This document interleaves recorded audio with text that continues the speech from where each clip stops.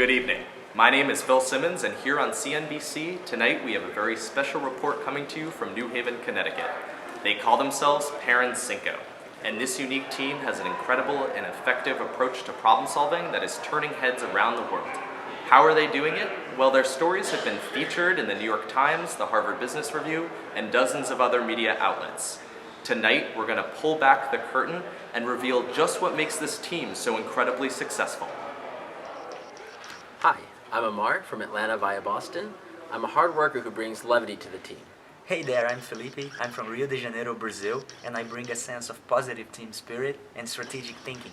Hi, I'm Suzette Ware. I'm from New Jersey, and I bring structure and logical thinking to ambiguous situations. Hi, I'm Adam, originally from Cleveland, Ohio, and I bring a sense of calm and discipline to the team. Hi, my name is Will, and I bring creativity and inspiration to the team. Hi, I'm Shiwen from Shanghai, China, and I just graduated from college. I hope to bring critical thinking in group discussions. Hi, I'm Kevin from Seoul, Korea. I want to help enrich our culture of the team. Hi, my name is Maria. I come from Moscow in Russia, and I bring analytical thinking and strategy into our team. We asked ParanCinco just how they're turning traditional team management on its head, and they're achieving their breakthrough success. One of the first tasks we were given as a group was to come up with a new team name, and we were assigned the name Blue 5, and we wanted to incorporate the multinational and diverse backgrounds that each of us brings to the group. And so we tried to mix a few of the different languages and came up with the name ParanCinco, and Paran being the name for blue in Korean, and Cinco being the word 5 in Portuguese. So that's how we end up with ParanCinco. We think it's very representative of all the unique perspectives that we bring to this team. Our team has a very trusting environment, and we feel very comfortable to discuss our strengths and weaknesses on our insight report. And we actually agreed upon the idea that we will help each other improve. During the Telegram session, Maria and I were assigned to a task that we need to read written instructions in mathematical terms. English being our second language, we find we didn't process it as fast as we desired to, but we were able to approach the team and discuss our concerns. So certainly we are very appreciative of our team's expertise, but we won't hesitate to discuss our challenges with our teammates.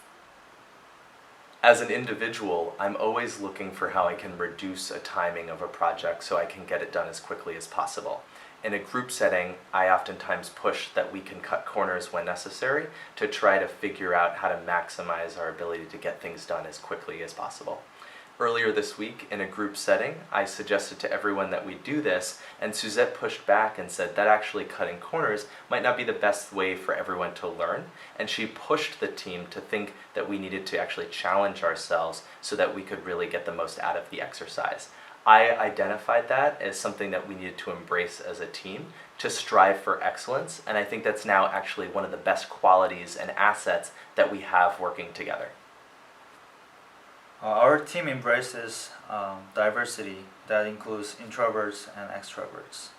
So as an introvert, I feel more comfortable in a quiet environment and need time to reflect myself on my own.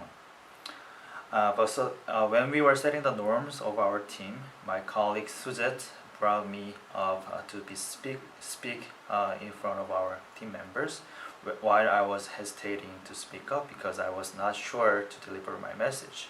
So thanks to her, the giving every person to speak up and all the opportunities to share their ideas became our part of our culture.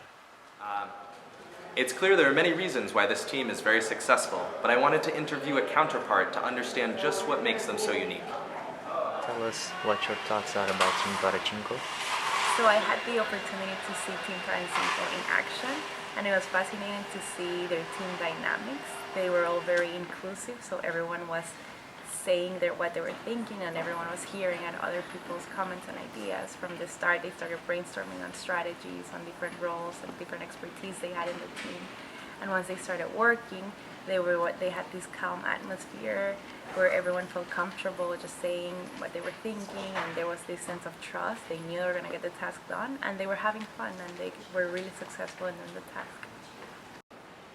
So ParanCinco is clearly remarkable in their new strategy. What I'm curious about, and what I asked the team, was what were the potholes and challenges that they had faced along the way? One final struggle that I'd like to bring attention to actually stems from one of our team's greatest strengths. I feel like we thrive off of giving each other the opportunity to speak and to make sure that our opinions are heard, but I think that really slows us down in a lot of aspects.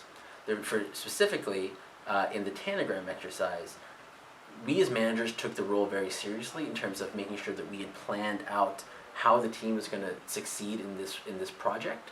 But in doing so, we really overlooked some of these minor details to us, which were, for example, where will the team members sit and how will we divide the labor up? Were we to do this again, we would make sure that we maintain our focus on the objective, the big picture goal, while not sacrificing the seemingly at the time smaller details, such as clear division of labor. During our project of the Legomon, I learned that the division of labor is necessary but not sufficient. Having engineering background, I volunteered to be in a supervisory role, but the role was not clear to myself and to our team. So if we had discussed more in describing specifically, I had been a better position to contribute to our team.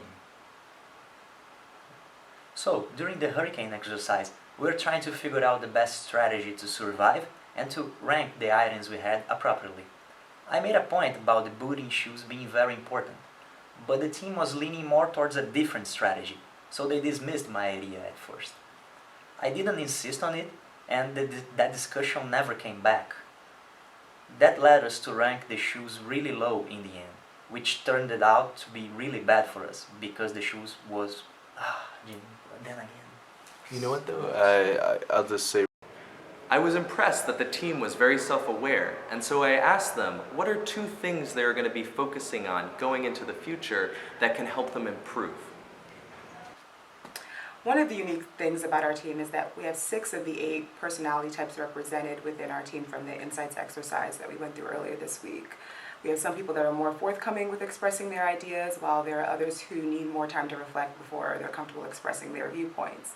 Recognizing our implicit bias towards our own viewpoints and exploring minority viewpoints when they do come up within our team. Going forward, we will address this by instituting a rotating devil's advocate role, as was mentioned in our agreement and thinking alike reading from earlier this week. This person will essentially be the critic on our team to ensure that we explore all viewpoints and that everyone is being heard on our team. I think overall, this will strengthen our analysis as a team and improve our work output. 1, go. Additionally, another area that we plan to improve as a team is to be more efficient and faster in how we do things. There have been a lot of times where we've been debating for an hour on a subject that we could have done much faster.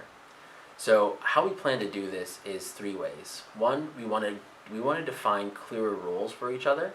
We want to make sure that we're explicit in a division of labor. And finally, we want to stick to the roles that we've defined for each other. So how we plan to do this is with the key roles of the meeting and project facilitators. A main component of these 2 jobs is to ensure that timeliness and deadlines are adhered to. When we start as a team seeing that we're reaching our objectives faster, as well as seeing our meetings get a lot shorter, we'll know that we're achieving this goal. So that was awesome. I don't know.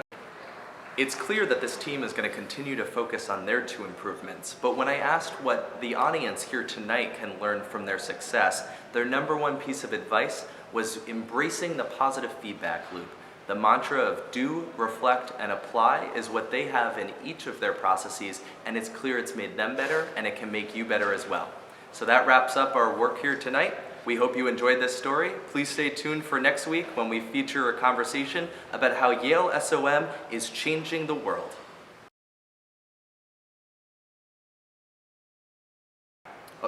Sorry, what? Hold on 1 second, viewers. I'm getting in that there is a breaking news story. There is an unexpected hurricane off the coast of New Haven, right here in the Connecticut shoreline. It turns out ParanCinco, the team we just interviewed, they're caught on the rocks. Do we have a cameraman? Please, put this on the screen. Can we show this? We need to see what's going on.